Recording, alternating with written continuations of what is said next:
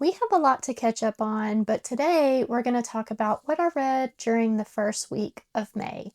I finished reading a science fiction, a horror, and a romance. So we're going to talk about those as well as what I'm currently reading and what I'm planning to read next week, as well as some of what I've been watching. So go ahead and give this video a like and subscribe if you haven't, and let's talk about what I finished reading this week. The first book that I finished this week is Just Friends by Haley Pham. As you may know, Haley Pham is a booktuber, and I really enjoy her channel, and I do read romance, so I definitely wanted to check this out. The one thing that I will say the most about Just Friends is Haley Pham nails grief perfectly. I have gone through a very personal loss in this last year, and that's part of where I've been. And Haley Pham put into words exactly how I've been feeling. I remember having a late night with one of my cousins, and she asked me, "What is the hardest thing for you?" And the things that I told her is exactly what Haley Pham captured in Just Friends. So for that alone, this book will always be special to me. This is a second chance childhood friends to lovers romance. Our two main characters were best friends growing up, and they parted after something traumatic happened, and they both went separate ways when it was time for them to graduate high school and go on to college. She has now returned back to her childhood town, and they are rekindling their old childhood romance. And I did really enjoy this. I thought it was very impressive for a debut. In the end, it did land on 3 stars for me. I know Haley Pham reads a lot of romance because I follow her channel, but it is very apparent in here. Everything hits all of the romance beats and the tropes, and I think that it did feel like a debut, but I was very impressed by it. And like I said, in the end, I landed on 3 stars. I enjoyed this one, but it wasn't a favorite. That is Just Friends by Haley Pham. The next book that I finished reading this week is Rose House by Arkady Martine. This is the first book I've ever read by Arkady Martine, and it was quite an experience. I feel like the experience of reading this book was 5 stars. It is so atmospheric.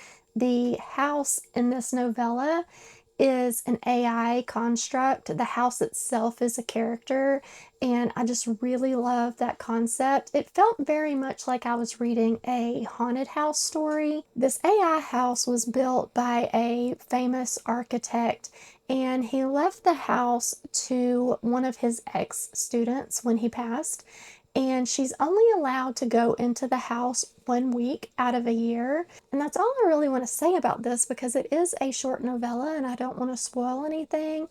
The first half of this, like I said, the experience was fantastic, but after about the halfway point, I started not understanding what was happening, and then in the end, I felt like there was no ending. So it kind of went from a 5 star down to a 4 star, and then without an ending, I landed on 3 stars, but I still really had a experience that I won't forget, and I will be holding on to this. It's just hard to recommend a story that kind of dissolves into something that I didn't understand and didn't have an ending, but I still really enjoyed the experience of reading this one. That's Rose House by Arkady Martine. And then the last book that I read this week is Persephone's Curse by Katrina Leno. Katrina Leno is the author of Horrid, and I feel like Horrid was more of a horror story than Persephone's Curse, but there were still paranormal elements and an end of the world scenario. So I think it does still fit in the horror genre. I really enjoyed this. It's a story of 4 sisters that are all descendant from Persephone. I don't really know my mythology very much, but I know that Persephone does deal with the underworld.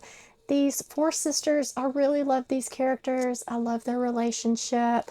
They each have an artistic talent that has been passed down from Persephone, and they are also all four able to see the ghost of Henry that lives in their attic.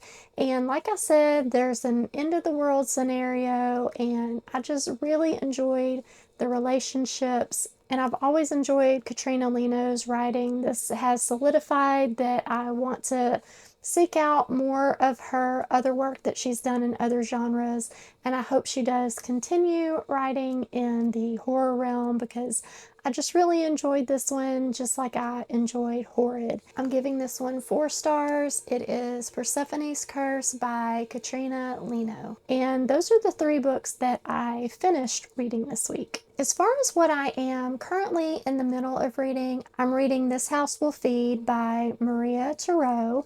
This is another horror story. This is set in the potato famine era, so it is a really tough backdrop to read, but I am really enjoying it so far. This is a story of a girl who is the last one left alive in her family, and a woman has come and made her a very generous offer where if she pretends to be this woman's daughter, she will be able to have a house of her own. She will have 5 acres of land to live in on her own. She just has to convince people that she is this woman's daughter because this daughter was married to a wealthy man who has left behind an estate, and the only way that this woman can have these riches is for her daughter to still be alive. So our main character has been asked to pretend to be this woman's daughter. And I'm really enjoying this one. It is the May Horror Spotlight read along on my Discord. I will leave the link below. It's free if you want to join in on any of our monthly reads. Later this week, my most anticipated book of the year will be releasing. That is The Tapestry of Fate by Shannon Chakraborty. So I will be picking that one up as soon as that one lands. It is the sequel to The Adventures of Amina al-Sarafi. Amina is a pirate. She is an older, retired pirate who in the first book was paid to get her crew back together and go on one last adventure. But we do get another adventure in this sequel, and I'm just really, really looking forward to continuing on with Amina's adventures. As far as what I have been watching, I have caught up with the end of season 2 of The Pitt. I am completely obsessed with watching The Pitt. I actually started over and started watching season 1 again.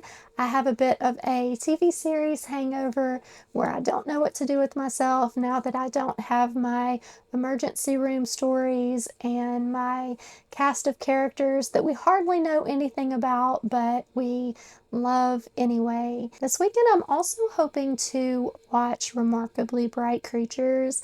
I really love the book by Shelby Van Pelt, so hopefully next week I will be able to give you an update on how the movie compared to the book for me.